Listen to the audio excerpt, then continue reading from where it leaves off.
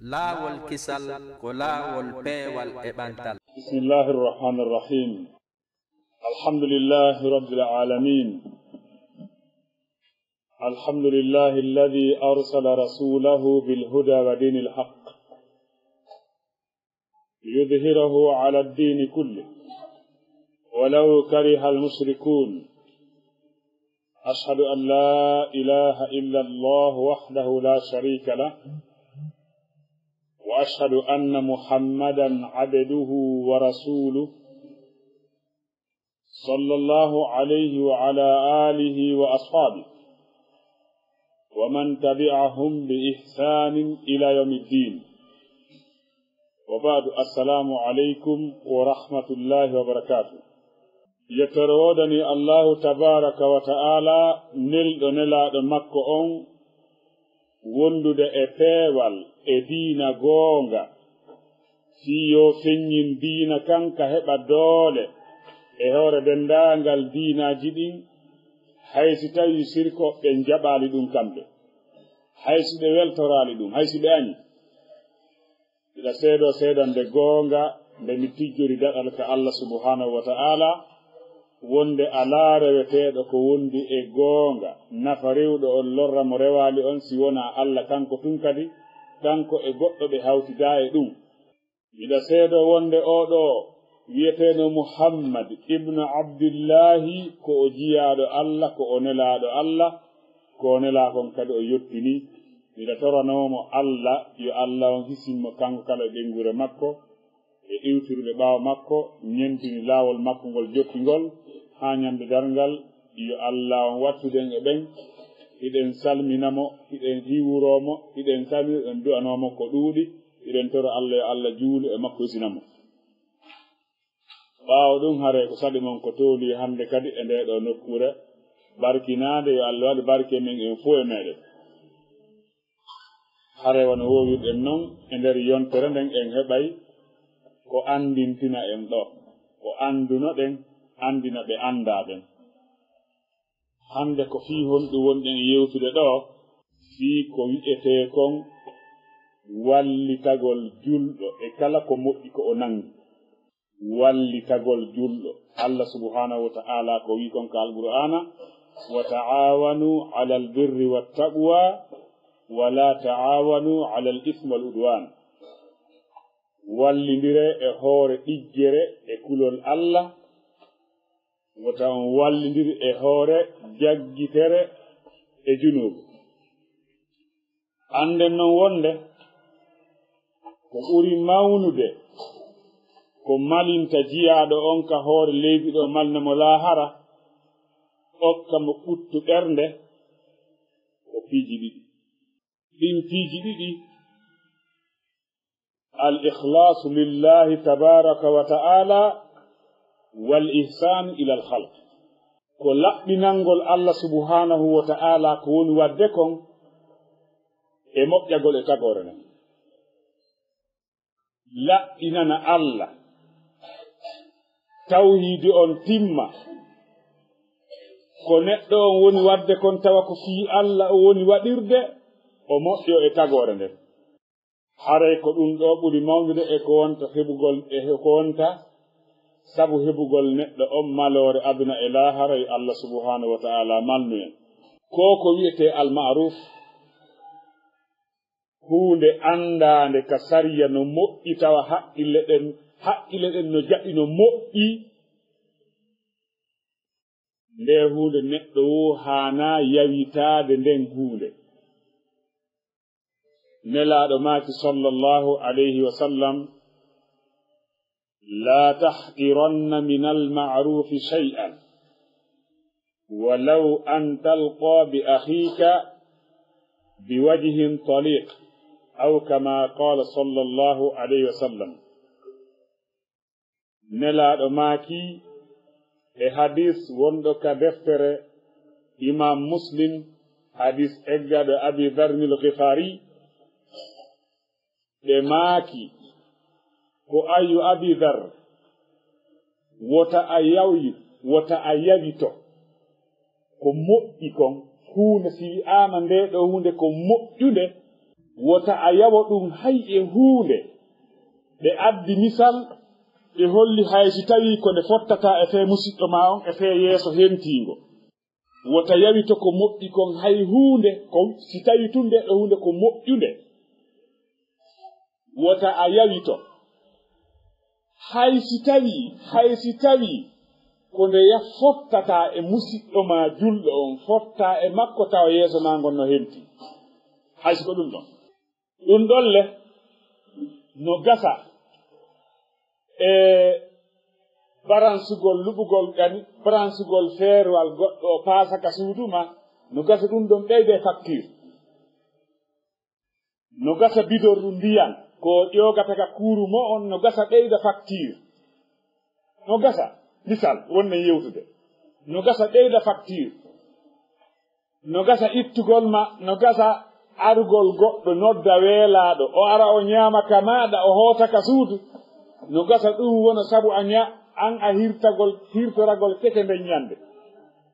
ɓaasi tawi e ko ñaametee kon ko eɓɓaaɗum si tawi ko ñaametee on ka ɓengude ko eɓɓaaɗe ñande soƴƴoyɗa ka goɗɗo a defiima hirtoragol keke no gasa a mbisa ɗum ɗon fof ko feeni kon ɗuyta defa mo sonjahum seeɗa kono akhil muslim uktiyal muslima tabassumu fi wajhi akhik moosugol yeeso musidɗo ma on hentinanamo yeeso ngon wowlanamo konnguɗi weltineɗi ɓernde ene ɗum ko honɗum ɗuytata économie ma on ene ɗum ko honɗum ɓeydanayma e facture ko yoɓata ko ene ɗum faɗinte ɗum waldinte ka wona sabu ya ñallir wallahi hude ɗum no waɗata hay sikko ɗum ɗon ko tawata hara moosugol naago jalugol moosugol hay si tawi ko nde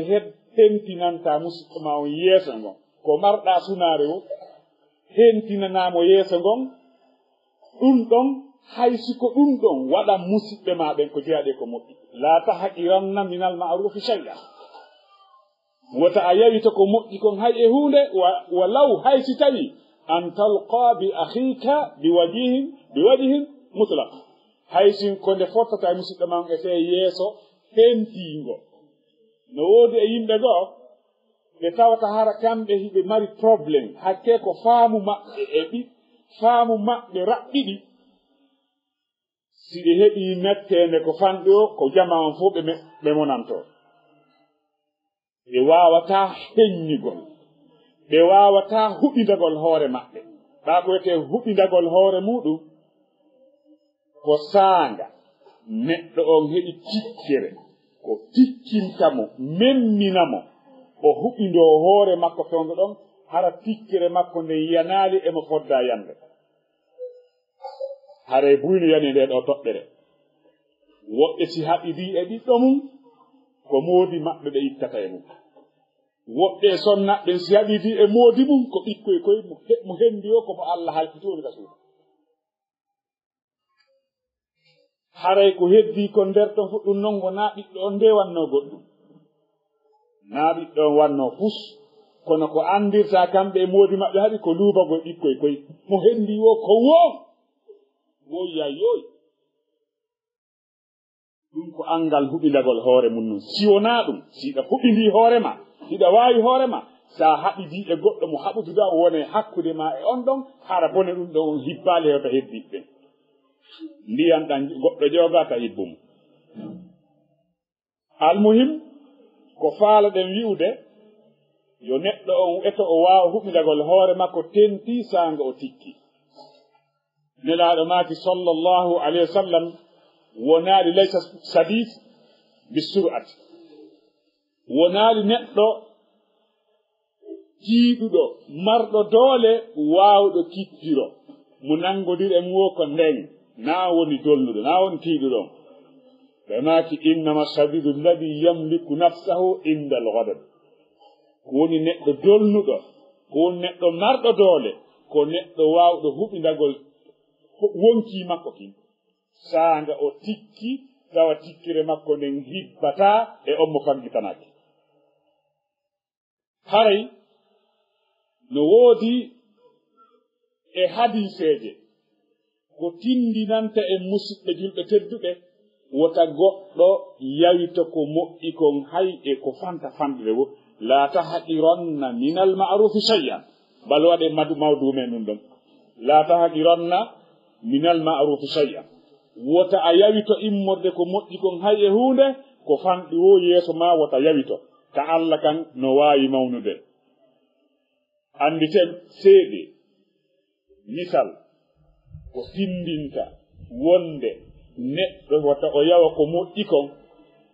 o anda konko moƴƴi ɗon belaje o wone sabu naatugol makko aljanna o daɗa yiite oɗo hadis mo tawata hada hadis on ko fottanaɗo sellude immode hadis Abu Hurayra أن رسول الله صلى الله عليه وسلم قال بينما رجل يمشي بطريق اشتد عليه العطش nder konkotay neɗɗo gorko goohimo yahude e laawol ɗon kakan satti e hoore makko o ɗon ɗa moƴƴa non istadda alayhi al-atas fa nazala fiha on say fa wajada bi'ran fa nazala fiha fa shariba o ɗon ɗa moƴƴa o yahi o tawi kolornu nokkugo ɓaawo hewtiga kolornu won ɗon o jippiga kolorru o yari kolorru tawi julfe ala ko ƴogiro o jippi ton o ñiɗi o yari ثم خرج فإذا كلب يلهث يأكل الثرى من العطش فقال الرجل لقد بلغ هذا الكلب من العطش مثل الذي كان قد بلغ مني فنزل البئر فملأ خفه ماء ثم أمسكه بفيه حتى رأي فسقى الكلب فشكر الله له فغفر له قالوا يا رسول الله إن لنا في البهائم أجر فقال في كل كبد رطب أجر oɗo issa mo nelaɗo Allah sallallahu alayhi wa sallam sifani en ɗo no ari e riwaya goo wonde ko debbo bonnoɗo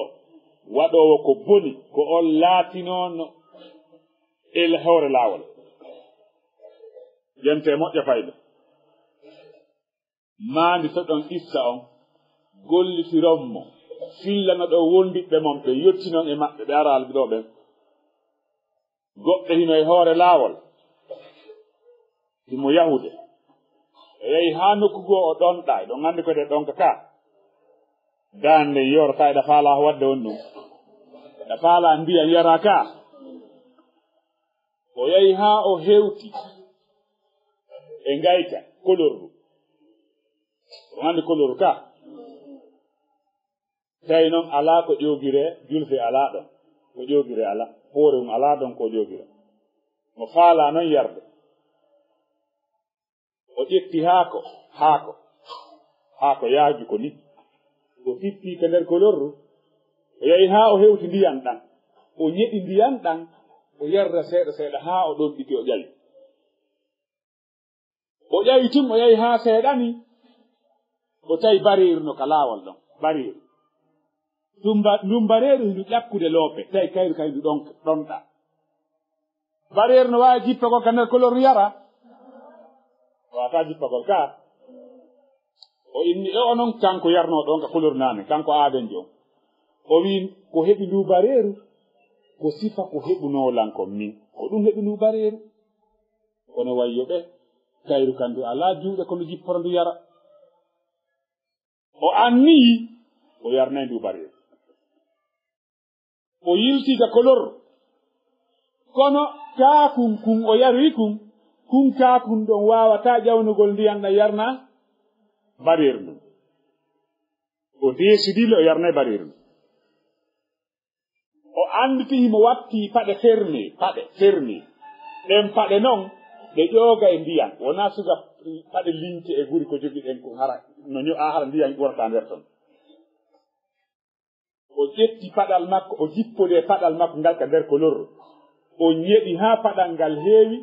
o maɗɗori paɗal ngal hunduko makko kon ɗo ɗa ko juuɗe koye ɗo ƴawrata o ŋati paɗal ngal ɗo ni tondu paɗal ngal ndiyam ɗa tawi jogii ɗon o ƴawi ɓaawo gayni ƴawde o ƴetti paɗal ngal o woñani bareeru ndun yari ɗon haa ndu haari ndu hayli bukkol narru yahi Allah jarnimo kanko waɗɗo ɗum o bareeru go yarni Allah jarnimo ɓa Allah jarnimo Allah accanimo kadi ko o bonni kon fof si Allah accani goɗɗo ko aljanna o nartamo ɗum ɗo ko honɗum tindini wota yawito ko moƴƴi kon hay hunde la tahqiranna min alma'rufi shay'a oɗo wona bareeru yarni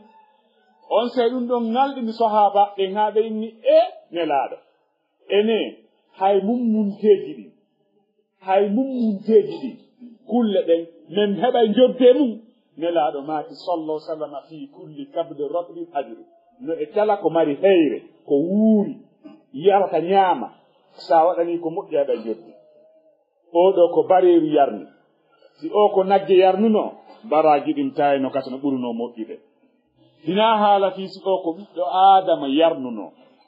wota yawi to ko moƴƴi kon hay e huunde to yawi to ko moƴƴi kon no heewi eɓe ado hande hayno woodi haalannali ha nini hay kun yiiɗa no weelaahi kun soñji wo ko sabu waaseede jaɓugol makko nelal ɓe wi ka amen wo paykun saloto kun nelal ko ɓuri kon ka fottuda nokku ko weelaaɗo paykun jaɓay kun neleede kun jaɓa huwugol ko kun yamira kon kun jaɓa nelal kaari o naa yahi nokkel kaari awa ko ɓuri kon yiiɓe mo tampi o yiiɓe mo tampi o wallaymo kono si tawiɗa yoori noppi nene ma noddete a nanata demma noddete a nanata a jaɓata na haala fi kan siko kotoma wima yaw e yo an a wala koyɗe siko jaajama nodduma e yo an soñi ɗum ɗon jeeya ha goɗɗo wona kataɗo ɗum katay goɗɗo fay kunku jaɓata nelal ɗum katay goɗɗo yo on tigi jaɓu wadde ko moƴƴi kon wata o yawi to hay e hunde oɗo ko jeeya e ko ɓuri mawnude watte yila al temti alkibar minkum no jeeya e ko ɓuri mawnude e ko okki oɗo aljanna kon ɗo wona yarnugol bari ndu woni sabu on kono haqiqa on ko al ikhlas billah ko laɓɓinangol Allah subhanahu wa ta'ala ngol ko ɗum ɗon ɓuri mawnude e ko naadimo kon aljanna ɗo walla accene mo junubaji makko ɗin ɗo ko tawde o waɗiraali ko waɗi ɗo fiyo goɗɗo mantumo fiyo goɗɗo wi'u o no wakkili sabu no waawa wonde hara fewnde ka o yarni nduɗo bareeru ɗon ka buruure ko kanko tun e mayru e hombo e Allah o waɗi Allah hino sutimo o waɗiri sabu ɗum o waɗiri fiyon ɗum ko fii Allah waɗiri wonaa fii ko bareeru makko wonaa fiyo ndu nangan mo njiwru wonaa fiyo ndu raɗɗanamo kulaaru wonaa fii yo ndu sonku ka nder kuursi bandi naati ko waɗiri ndu ko fii Allah yurmene wonde nden ka ɓernde makko o ɗum waɗi no jeeya e kon sabu no jeeya e ko sabu ko wokkata aljanna yurmegol tagoore Allah nden irhamu man fil ardi yarhamkum man fis samaa yurme wonɓe ɓen ka leydi yurme on wonɗo on ka dammo oɗo qissa mo abduɗen ɗo ɗum ɗo tindini wonde wota goɗɗo yawita ko moƴƴi kon hay e huunde yen andu kadi no jeeya e ko wonata sabu heɓugol aljanna e ittugol ko lorrata kon julɓe ɓen ittugol ko lorrata kon julɓe ɓen no jeeya e ko tindini ɗum hadis mo filli ɗum toujours Abu Hurayra عن النبي صلى الله عليه وسلم قال لقد رأيت رجلا يتقلب في الجنة في شجرة قطعها من ظهر الطريق كانت تؤذي المسلمين وفي رواية مر رجل بغصن شجرة على ظهر طريق فقال والله لأنهين هذا عن المسلمين لا يؤذيهم فأدخل الجنة. هذا حديث كاركو تندين تاين نلادو مات صلى الله عليه وسلم بي إيغور كنو هايلو كالي جنة كالي جنة بني ونا أمريكي دي ونا سين ونا أسترالي والي جنة كتاو تارتون غو غتا وسوجتاكو odo ko odon detaake o weletaake o nguletaake o laccetaake o holata wala yarawna fiha shamsan wala zamharira on aljanna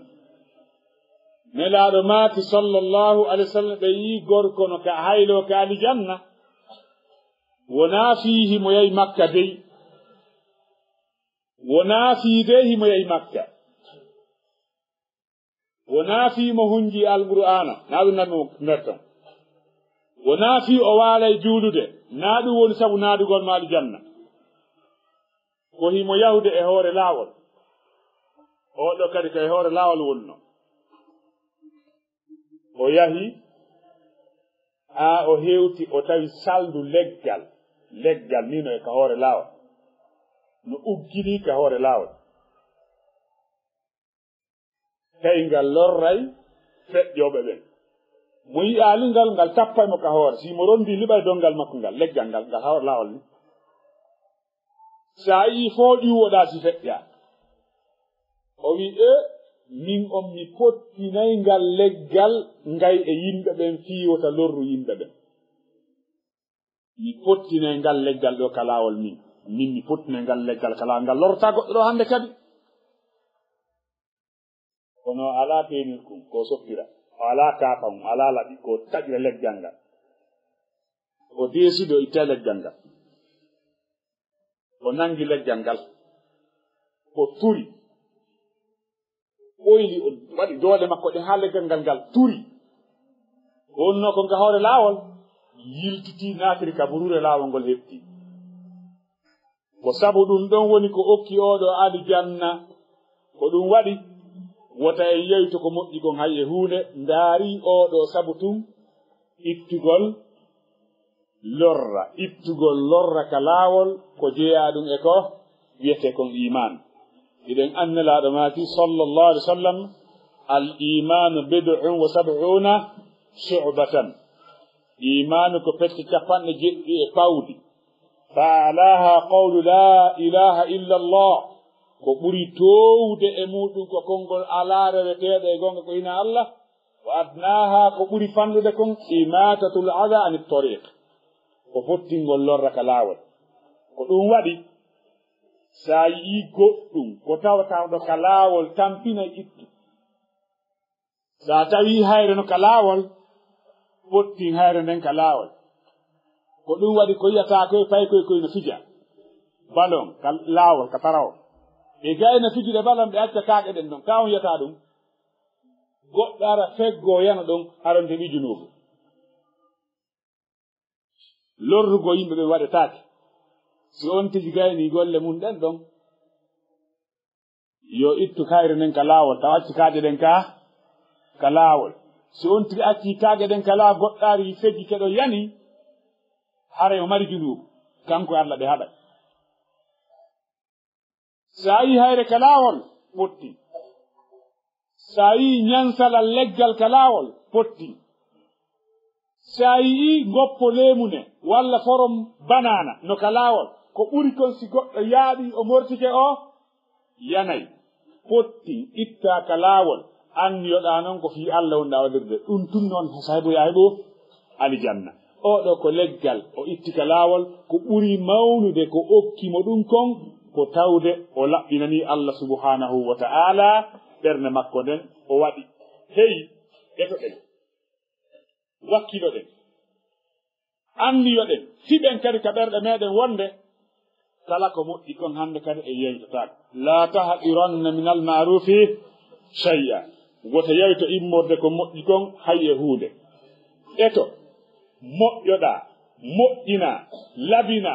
golle maɗen laɓɓinana allahu subhanahu wa ta'ala ittana kala ko yiɗa no julɗo no tampi wallamo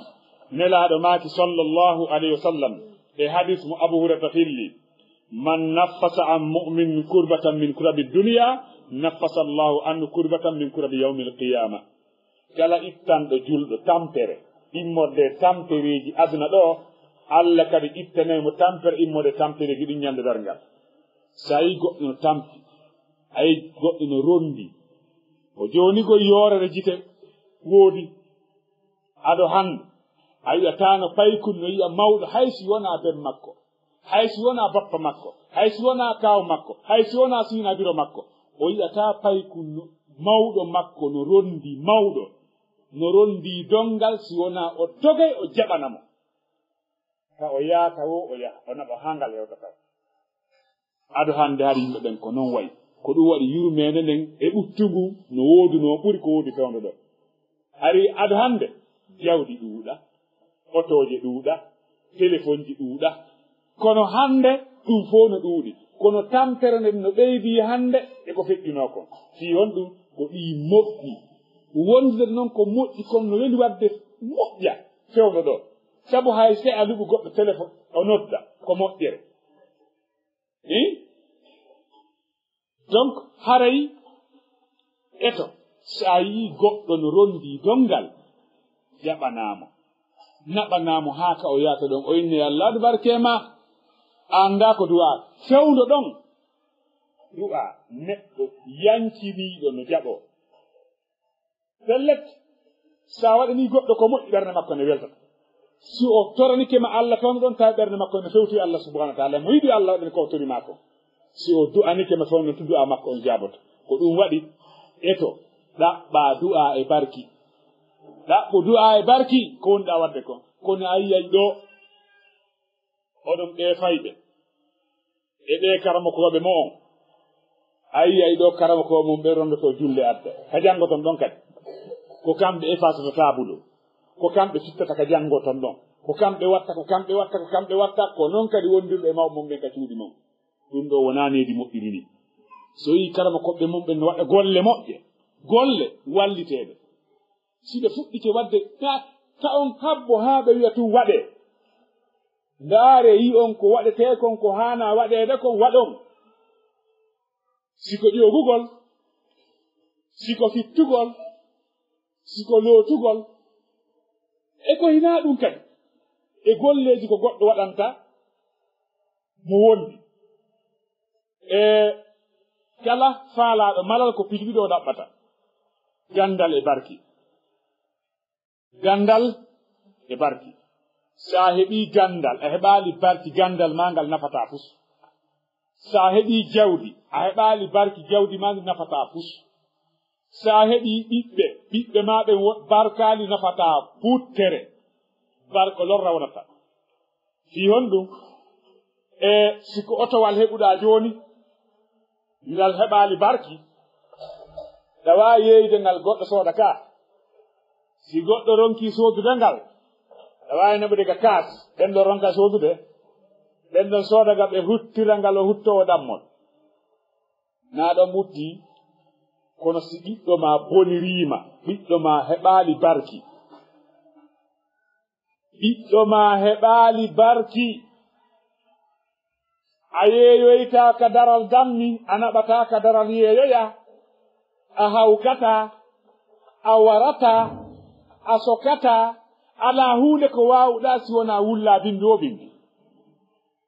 ko etiɗa wiɗa a yamdi yo aade ta rondito a wawata ta goɗɗo no wawi ronkude ronditagol fi ɓiɗɗo mum ɓernde ma nden tenata wawde ronditagol fi ɓiɗɗo ma on ko ɗum waɗi kala ko on tigi ɗaɓɓata kon yo eto o ɗaɓɓa barkiki ko nokku ka duwa ɗaɓɓede ka heɓoto ɗon ko ɗon ɗaɓɓete siɗa faala heɓude mo ɗaɓɓi kala o sikka o kata barki ko janguɗa kon yeru ko janguɗa kon ɓa goɗɗo no wona hara mari karamakoɓe no woodi feƴƴinoɓe te mari karamakoɓe yaɓe karamakoɓe wulure barki o ɗatin a heɓirta oɗa ko on karamokojo beru ko janguɗa kon e jungo makko ɗaɓɓirmo barki ɗum ɗon Allah subhanahu wa ta'ala barkinan beru ko heɓuɗa kon barki si tawi ko a waɗowo métier ko a waɗowo mécanique barki mécanique wona ka janngoyta alqur'an ton kim barki ton wona tan heɓoyta dey ko honto heɓata koka ekkitiɗa mécanique on ɗo si tawiɗa wadde suudi barki suudir ko ka ɗaɓɓuɗa ɗon suudir ɗon ko ɗon heɓata barki ɗum ɗon ko janngata kon kadi ka l'école ma si hiɗa faala wona fi gañagol tum si hiɗa faala heɓugol moƴƴere tawa si a gayni janngude a heɓay golle moƴƴe yaaja artike a teddinayi mo mettiege ma on wona fiiɓaɓe piyay wona fiiɓaɓe ñaaɗi wona fiiɓa taɓe ɓuytu poye njiyanɗi teddinirmo ɓaa ko kanko won ma andinde yankinanomo hay on bi maana ne anomo teddinamo haa ka o fodde teddineede ɗon wata a feƴƴin noon ka pilasi ka o dowa teddineede ɗon siko a somnaajo ɗofto yankinanoɗa moodi ma haa ka o fodde ɗon hara a feƴƴinaalimo naɓama e pilasi goɗɗo goo mawɓe maɓe noon ɓuri foddude heɓugol teddineede e juuɗo maɗa sabu Allah subhanahu wa ta'ala takkindiri haqqe makko kanko Allah taguɗo on e haqqe nene e baaba ko ɓuri heewde e aaje ɗen ka alqur'ana haray nelaɗo maaki sallallahu alayhi wa sallam man nafasa an mu'minin kurbatan min kurabi dunya kala ittanɗo julɗo tampere immode tampereji aduna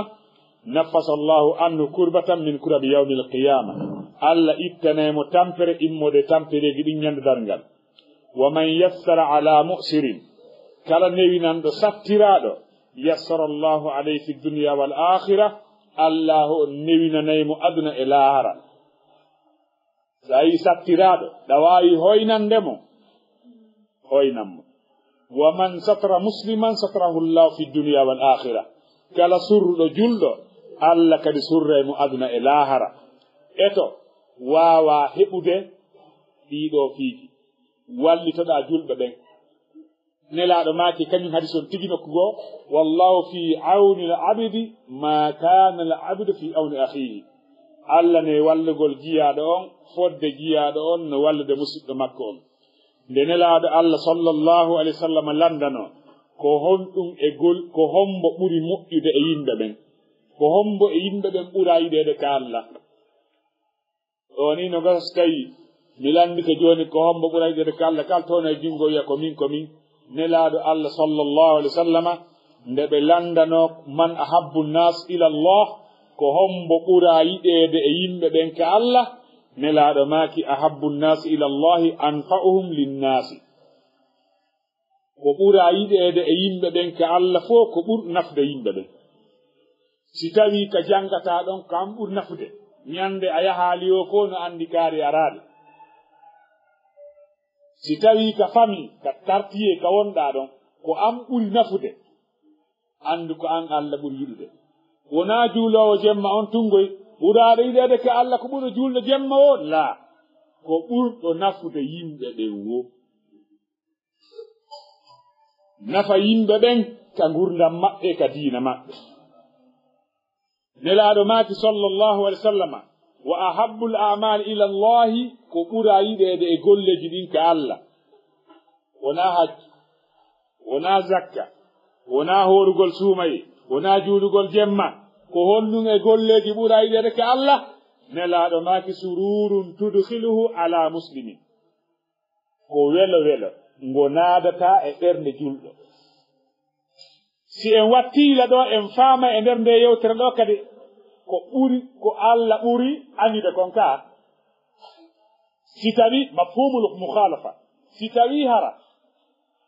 ko ɓura yiɗede e yimɓe ɓen ka Allah ko ɓurɗo nafude wo ko on ɓura yiɗede ka Allah awa haray ko hommo ɓura añede ka Allah ɓurɗo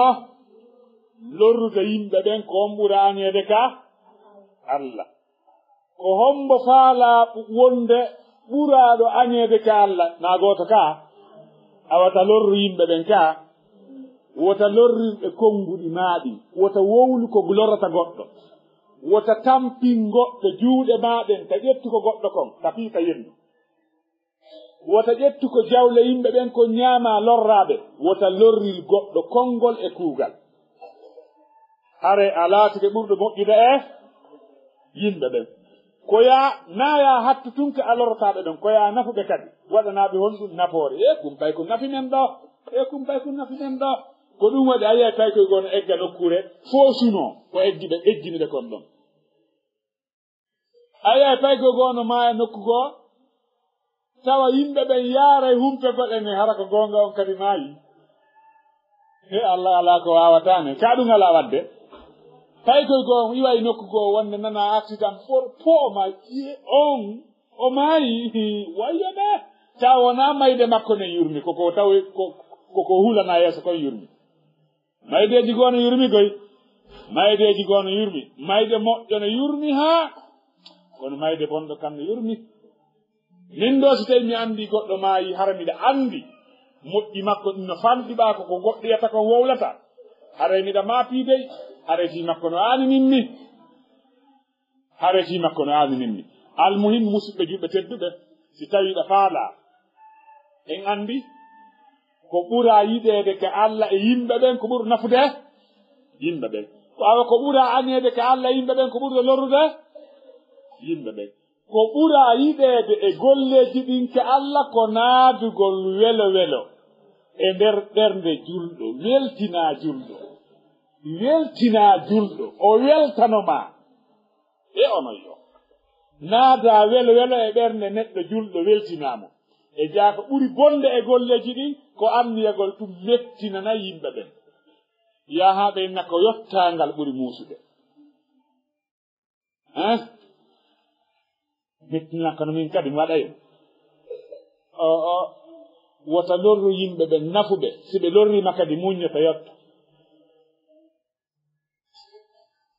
andi buy wiyay ɗo lagine ko leydi si kono ɓe ala gollirde l'islam laamu ngun ala gollirde l'islam ko laamu ngun haɗi gollirde e hadiseje ɗo simi lambike on joni si tawi ko hande fuɗɗiɗo nande ɗe hadiseje o inayi o ka naw nanino ɗe kono est ce que ɗen gollitirde ɗe hadiseje woni wiyete gollitirgol l'islam wona wigol tun taƴugol jungo wujjuɗo tun walla rajimugol jungo na ɗum fiyete golligol l'islam ko diina kam wi'i wota a mettin ɓernde julɗo ya weltin julɓe ɓen e jaako weltingol julɓe ɓen ɓuri moƴƴude e golleji ɗi kono yo taw hara welayi maɓɓe o wona ko mettata Allah subhanahu wa ta'ala sabu nelaɗo maati kadi ko en faamu ɗum kadi ɓe maati kala on ɗaɓɓuɗo welaye yimɓe ɓen weltina yimɓe ɓen eko ɓe tikkinta Allah eko tikkinta Allah kon kala wi'uɗo kala on ƴetiɗo o ɗaɓɓi yo yimɓe ɓen weltanamo tawi koko tikkinta Allah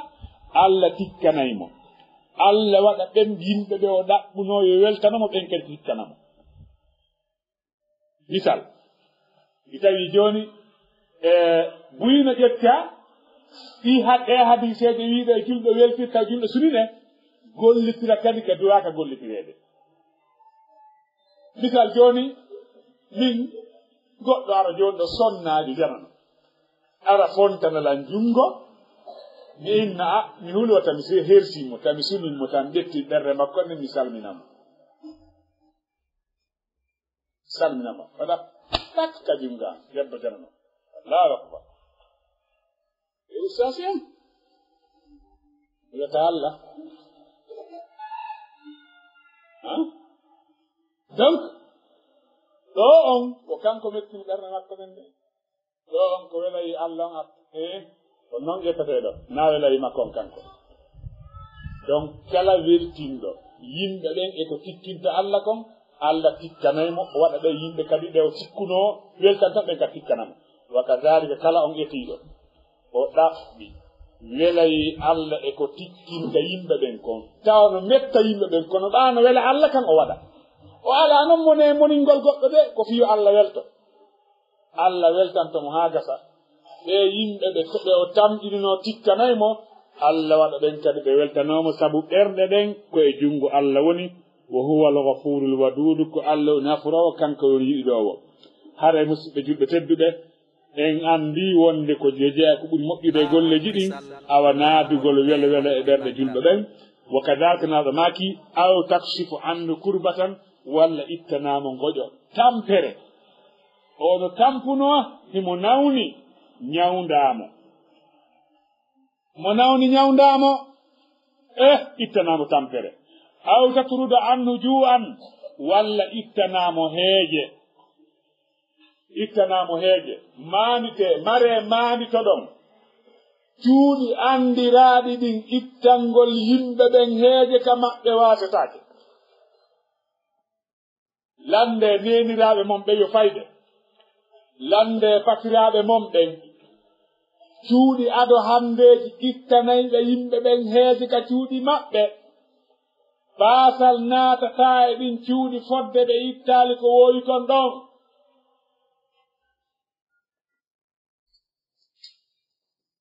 cuuɗi ka heeje yimɓe ɓen itteteɗen galleji ɗi tawta ɗin hara goɗɗo weelete o yaaɗon o ñaama haa o haara o yalta baasal naatata e ɗin cuuɗi fodde ɓe naadaani heege ɗon kono si on tigi wi'ii ko kun jogii kun tummare okkorta ñamminta ñaametee hare o tampini hoore makko goɗɗo landino nelaaɗo Allah sallallahu alaihi wasallam ko honɗum e golleji ɓuri moƴƴude nelaaɗo ko jaabi noon no ɓe maaki ko ɓe maaki tufsi salama ayani saaka salminaango mi fillor hadis o ma'ana makko sami hujjaaki nas makko on ɗo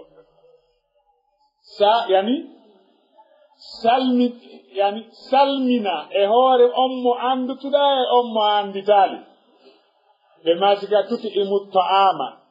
ñammina ñaametee wa salli leyla juula jemma wannaasu niyamum har yimɓe ɓen no ɗaani walla ɓe maaki hadisi on ñammine ñaametee juule jemma har yimɓe ɓen hino ɗaani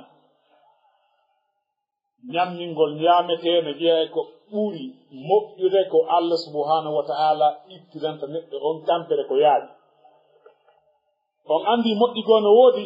hara nennoto goɗɗi goo no yaawi sutti sa itti joni mbuuɗi 50 000 o kii goɗɗo ɗi nafay mo ka o weltoray ɗi kono hiɗironka ittande mo ande ka kono neɗɗo weelaaɗo sa ƴetti ñiiri ndin a jonnimo o ñaami heeñen ko janngo yiwata goɗɗo no nawna naɓamo ka labutaani o windane ordonnance sooda lekki kin oɗon gasellude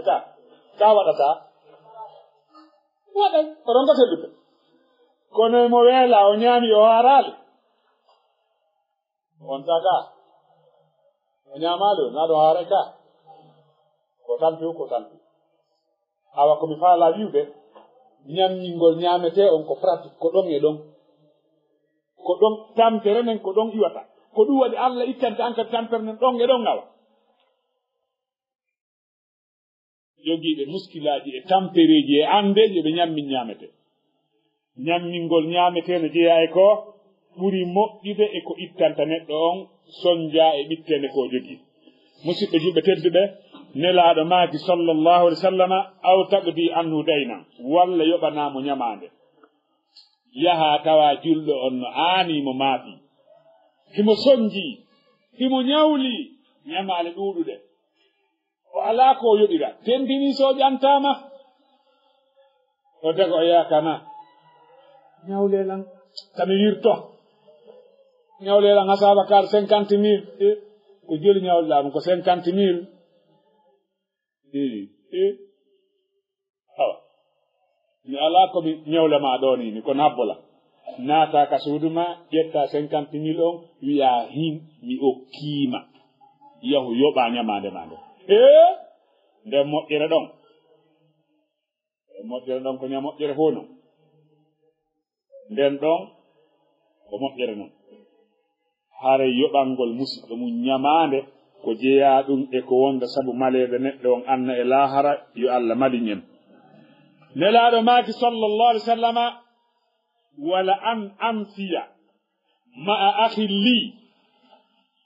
في حاجة أحب إلي من أن أعتكف في هذا المسجد يعني مسجد النبي مدينة شهرا نلا معك صلى الله عليه وسلم كنت مي إموتو مي أوتا مسيطو أنغم إحاجو مكو هيمو فوكتي إحاجو مكو من تيجي مي إمو مي يحنمو هيمو فالا سودو دي بيريدي من تيجي مي يعني سودو نمو بيريدي مي mo faala sodugol bireedi min tigi mi yaha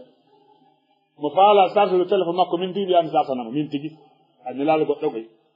ɓe maaki ko ɗum ɗon mi ɓuri yiɗude diinde mi wonata ka juulirde madina ɗo mi ufino ɗo lewru wotu iɗen andi noon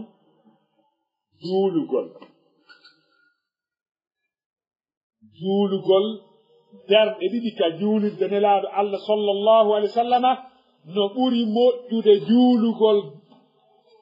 juulugol julɗeele guluure lagine fana gooto juulaaɗo ka masjid nabi no ɓuri 1000 fana juulaaɗo lagine si tawi nelaaɗo maaki sallallahu alaihi wa sallam immagol kamɓe ɓe yaha ɓe hunta ɓe wallito musidɗo maɓɓe fi huntugol haaji ko ɗum ɓurata ɓe welde yi ufinagol ɗon wallahi e jaa huntangol julɗo haaji no moƴƴi kono yimɓe no woodi hara ɓe hiɓe raɓɓinɗinana faamu haa feƴƴiti ɓe waɗata ande julɗo ande maɓɓe neɗɗo on ko haananimo ko ya hollu ande julɗo on ko ande ma faale makko en ko faale ma ɗum adde weldigal e huwoniral hakkundeji moɗon kono ndaara no wurirɗon komi wattila kon no woodi yimɓe goo goɗɗo are ka suuto ala jiyanna ene ɗon miɗon mari ɗo julle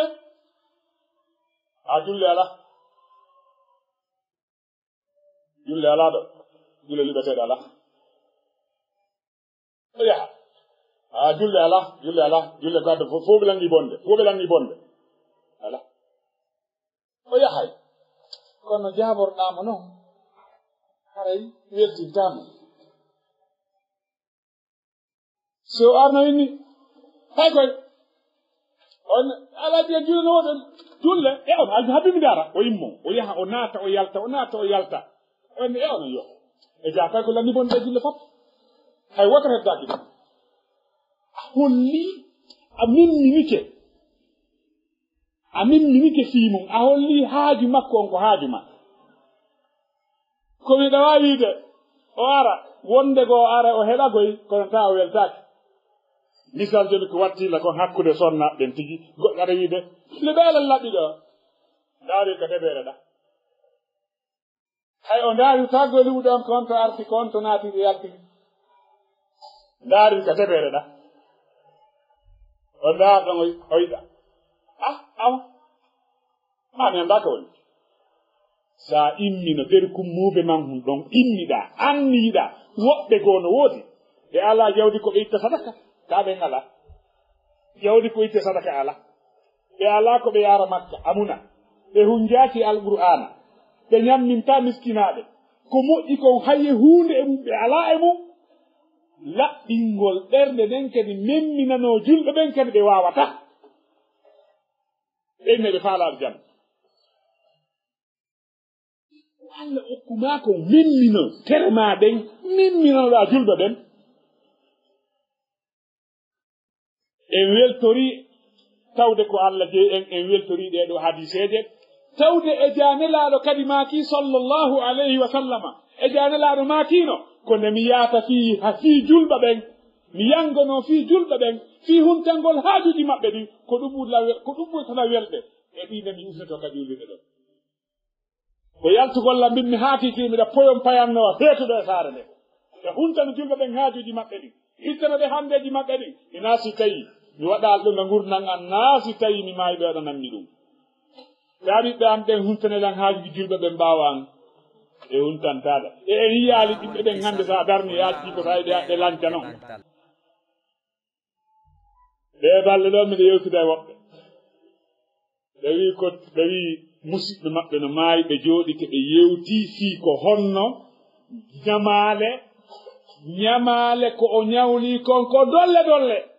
da on dar refi goɗɗo jegi oto mum no yamadina ɗo ara no rondi ñamaale ko wala to gandi tiri mum ay sikkoy tan no woniri wallahi ko no woniri gandi en mayɓe jugude ngeli piiji fewno ɗo